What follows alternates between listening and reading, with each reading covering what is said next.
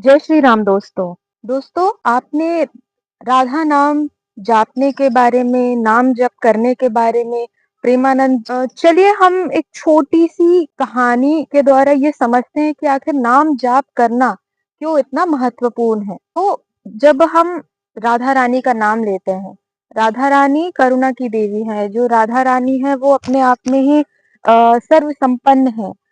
श्रेष्ठ माना जाता है। तो आखिर ऐसा क्या है राधा नाम में, ऐसा क्या है राधा रानी जी में जिनका नाम जाप करने मात्र से आपको मोक्ष की प्राप्ति होती है। तो आप राधा नाम का जब उल्टा पढ़ेंगे या राधा को जब उल्टा है तो हमें सुनाई देता है राधा का उल्टा यानी धारा। धारा क्या होती है? धारा जो एक दिशा में बहती चली जा रही है, नदियां है वो एक दिशा में बहती, उनकी धारा है, वो कभी टूटती नहीं है।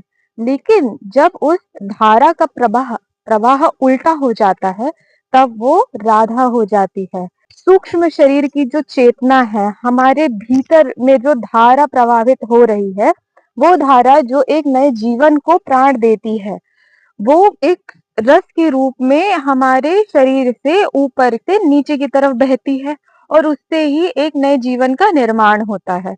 जब हम उस धारा को विपरीत गति में चलायमान करते हैं, जब हम उसको साधते हैं और जब हम राधा नाम का जाप करते हैं, निरंतर ध्यान करते हैं और वो धारा का प्रभाव धीरे धीरे धीरे धीरे ऊपर की तरफ होता चला आता है। और वैसे ही जो जीवन बाहर की तरफ जा रहा है वो हमारे अंदर खिल उठता है और हम धीरे धीरे जा करके जो है शून्य से मिल जाते हैं और वहां जाकर के हमें प्राप्ति होती है सर्वश्रेष्ठ चेतना की यानी भगवान की। हम वहां जाकर के मोक्ष को प्राप्त हो जाते हैं, जिसको हम कह सकते हैं कुंडली का जागृत हो जाना।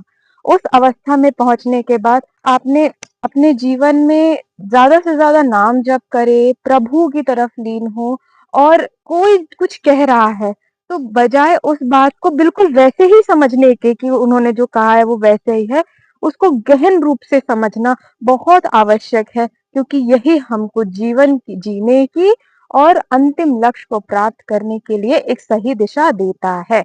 जय सिया राम।